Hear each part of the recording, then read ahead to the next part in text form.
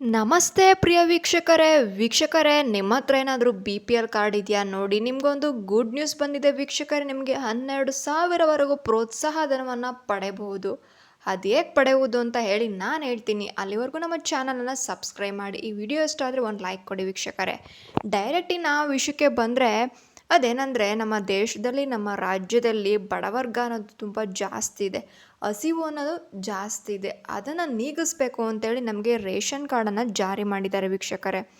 ಇಂದು ಆರೋಗ್ಯ ವಿಮೆ, ಆರ್ಥಿಕ ಸಹಾಯ, ಪಡಿತರ ಸಹಾಯ ಇತ್ಯಾದಿ ಸೌಲಭ್ಯಗಳನ್ನು ನಮಗೆ ಕೇಂದ್ರ ಸರ್ಕಾರ ಮತ್ತು ರಾಜ್ಯ ಸರ್ಕಾರ ಬಡವರ್ಗದ ಜನರಿಗೆ ನೆರವಾಗಲಿ ಅಂತೇಳಿ ತೊಗೊಂಬಂದಿದ್ದಾರೆ. ಇನ್ನು ಈ ಯೋಜನೆಯು ಹಳ್ಳಿಗಳಲ್ಲಿ, ಗ್ರಾಮಾಂತರ ಪ್ರದೇಶದಲ್ಲಿ ಒಂದು ಉತ್ತಮ ಫಲಿತಾಂಶವನ್ನು ಪಡ್ಕೊಂಡಿದೆ. ಇನ್ನು ನಮ್ಮ ದೇಶಾದ್ಯಂತ ಲಕ್ಷಾಂತರ ಜನರು ಇದರ ಪ್ರಯೋಜನವನ್ನು ಪಡ್ಕೊತಾ ಇದ್ದಾರೆ ಅಂತ ಹೇಳ್ಬೋದು ವೀಕ್ಷಕರೇ. ನಾನು ಈಗ ಹೇಳೋದಕ್ಕೆ ಬಂದಿರೋ ವಿಷಯ ಏನ್ಬಿಟ್ಟು, ಕೇಂದ್ರ ಸರ್ಕಾರವು ಕರ್ನಾಟಕದಲ್ಲಿ ಸ್ವಚ್ಛ ಭಾರತ್ ಯೋಜನೆಯನ್ನು ಜಾರಿಗೆ ತೊಗೊಂಬಂದಿದೆ. ಅದೇ ನಮಗೆಲ್ರಿಗೂ ಕೂಡ ಗೊತ್ತು. ಅದನ್ನು ನಾವೆಲ್ಲರೂ ಕೂಡ ಕೇಳಿದ್ದೀವಿ. ಈ ಯೋಜನೆಯ ಅಡಿಯಲ್ಲಿ ಹಲವು ಸ್ವಚ್ಛತಾ ಕಾರ್ಯಕ್ರಮವನ್ನು, ಸ್ವಚ್ಛತಾ ಒಂದು ಅರಿವನ್ನು ಜನರಿಗೆ ಮೂಡಿಸ್ತಾ ಬರ್ತಾ ಇದ್ದಾರೆ.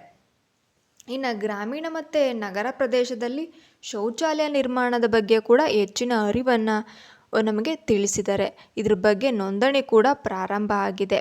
ಈ ಸ್ವಚ್ಛ ಭಾರತ್ ಯೋಜನೆ ಅಡಿಯಲ್ಲಿ ಮನೆಗಳಲ್ಲಿ ಶೌಚಾಲಯ ಇಲ್ಲದ ಬಡ ಕುಟುಂಬಗಳಿಗೆ, ಬಡವರ್ಗದವರಿಗೆ ಶೌಚಾಲಯವನ್ನು ನಿರ್ಮಿಸಿಕೊಳ್ಳಲು ಆರ್ಥಿಕ ಸೌಲಭ್ಯವನ್ನು ನೀಡಿದೆ ವೀಕ್ಷಕರೇ. ಇದರಿಂದ ನಮಗೆ ಹಣವನ್ನು ಕೊಡ್ತಾ ಇದ್ದಾರೆ ಸರ್ಕಾರದವರು.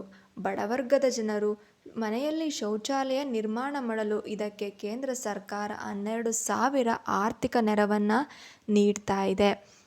ಯಾಕೆಂದರೆ ಎಲ್ರಿಗೂ ಕೂಡ ಸ್ವಚ್ಛತೆ ಅನ್ನೋದು ಮುಖ್ಯ. ಬಡವರು ಶ್ರೀಮಂತರು ಅನ್ನೋದು ಮುಖ್ಯ ಅಲ್ಲ, ಸ್ವಚ್ಛತೆ ಅನ್ನೋದು ಮುಖ್ಯ. ಅದಕ್ಕೋಸ್ಕರ ಪ್ರತಿ ಮನೆಗಳಲ್ಲೂ ಕೂಡ ಶೌಚಾಲಯ ಇರಬೇಕು. ಅದನ್ನು ಮುಖ್ಯವಾಗಿ ಬಳಕೆಯನ್ನು ಮಾಡಬೇಕು. ನೀವು ನಾವು ಏನು ಬಯಲು ಶೌಚಾಲಯದಿಂದ ವಿವಿಧ ಹರಡಲಿರುವಂತಹ ಒಂದು ಸಾಂಕ್ರಾಮಿಕ ರೋಗಗಳನ್ನು ತಡೆಗಟ್ಟಬೇಕು. ನಮ್ಮ ದೇಶದ ಹಳ್ಳಿಗಳಲ್ಲಿ ವಾಸಿಸುವಂಥ ಶೌಚಾಲಯ ನಿರ್ಮಾಣಕ್ಕೆ ಸೂಕ್ತವಲ್ಲದ ಬಡ ಕುಟುಂಬಗಳಿಗೆ ಈ ಯೋಜನೆಯ ಅಡಿಯಲ್ಲಿ 12,000 ರೂಪಾಯಿಯನ್ನು ನೀಡ್ತಾ ಇದ್ದಾರೆ. ಈ ಯೋಜನೆಗೆ ಅರ್ಜಿ ಸಲ್ಲಿಕೆ ಮಾಡಿದರೆ 2 ಕಂತುಗಳಲ್ಲಿ ನಿಮಗೆ ಹಣ ಸಿಗುತ್ತೆ. ಪ್ರತಿ ಕಂತು 2 ಕಂತು ಅಂದರೆ 6,000 ಹಣವನ್ನು ಫಲಾನುಭವಿಯ ಒಂದು ಬ್ಯಾಂಕ್ ಖಾತೆಗೆ ಜಮಾ ಮಾಡಲಾಗುತ್ತೆ ವೀಕ್ಷಕರೇ. ಇದು ಯಾವುದೇ ರೀತಿಯ ಸುಳ್ಳು ಮಾಹಿತಿ ಅಲ್ಲ, ಇದು ಸತ್ಯವಾಗಿರುವಂಥ ಮಾಹಿತಿ. ಈ ಯೋಜನೆಯ ಸೌಲಭ್ಯವನ್ನು ಪಡಿಬೇಕಾದ್ರೆ ನೀವು ಭಾರತೀಯ ಪ್ರಜೆಯಾಗಿರಬೇಕು, ಕರ್ನಾಟಕದಲ್ಲಿ ವಾಸ ಮಾಡ್ತಾ ಇರಬೇಕು. ಅಂಥವರು ಮಾತ್ರ ಈ ಅರ್ಜಿಯನ್ನು ಸಲ್ಲಿಸಬಹುದು. ಇನ್ನು ಈಗಾಗಲೇ ಮನೆಯಲ್ಲಿ ಒಂದು ಶೌಚಾಲಯ ಇದೆ ಅಂದರೆ ಖಂಡಿತವಾಗ್ಲೂ ನೀವು ಅರ್ಜಿ ಸಲ್ಲೋದಕ್ಕೆ ಸಾಧ್ಯ ಇಲ್ಲ. ಯಾರ ಮನೆಯಲ್ಲಿ ಶೌಚಾಲಯ ಇಲ್ವೋ ಅವರು ಅರ್ಜಿಯನ್ನು ಸಲ್ಲಿಸಬೇಕಾಗಿತ್ತು. ಬಡತನದ ರೇಖೆಗಿಂತ ಕೆಳಗಿರುವ ಎಲ್ಲ ಕುಟುಂಬಗಳು ಕೂಡ ಅರ್ಜಿಯನ್ನು ಸಲ್ಲಿಸ್ಬೋದು ವೀಕ್ಷಕರೇ. ಇನ್ನು ಇದಕ್ಕಾಗಿ ನಮ್ಮ ಹತ್ರ ಏನೇನು ಡಾಕ್ಯುಮೆಂಟ್ಸ್ನ ನಾವು ತೊಗೊಂಡೋಗ್ಬೇಕು ಅಂತಂದರೆ, ಆಧಾರ್ ಕಾರ್ಡು, BPL ಕಾರ್ಡು, ನಿಮ್ಮ ರೇಷನ್ ಕಾರ್ಡ್ ಅನ್ನೋದು ಮುಖ್ಯ. ನಮ್ಮ ಹತ್ರ BPL ಕಾರ್ಡ್ ಇದ್ದವರು ಪ್ರತಿಯೊಬ್ಬರು ಕೂಡ ಇದಕ್ಕೆ ಅಪ್ಲೈ ಮಾಡ್ಬೋದು.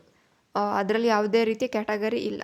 ನಿಮ್ಮ ಕ್ಯಾಸ್ಟ್ ಸರ್ಟಿಫಿಕೇಟ್, ಜಾತಿ ಪ್ರಮಾಣ ಪತ್ರ, ಜೊತೆಗೆ ನಿಮ್ಮ ನಿವಾಸದ ಪ್ರಮಾಣ ಪತ್ರ, ಅದಾದಮೇಲೆ ನಿಮ್ಮ ಇನ್ಕಮ್ ಸರ್ಟಿಫಿಕೇಟ್, ಆದಾಯ ಪ್ರಮಾಣ ಪತ್ರ, ನಿಮ್ಮ ಗುರುತಿನ ಚೀಟಿ, ನಾನು ಕರ್ನಾಟಕದಲ್ಲಿ ವಾಸ ಮಾಡ್ತಾ ಇದ್ದೀನಿ ಅದಕ್ಕೋಸ್ಕರ ನಿಮ್ಮ ಒಂದು ಮತದಾನದ ಚೀಟಿ ಅವರು ಬೇಕಾಗುತ್ತೆ. ಇನ್ನು ಬ್ಯಾಂಕ್ ನಿಮಗೆ ಹಣ ಪಾವತಿ ಆಗಬೇಕು ಅಂತಂದರೆ ಬ್ಯಾಂಕ್ ಪುಸ್ತಕದ ಒಂದು ಪ್ರತಿ, ಒಂದು ಜೆರಾಕ್ಸ್ ಕೂಡ ಬೇಕಾಗುತ್ತೆ. ಫೋಟೋ, ಇನ್ನು ಮೊಬೈಲ್ ಕಡ್ಡಾಯವಾಗಿ ಇರಲೇಬೇಕು. ಅರ್ಜಿ ಹಾಕೋದಕ್ಕೆ ಮೊಬೈಲ್ ಕಡ್ಡಾಯವಾಗಿ ಬೇಕು.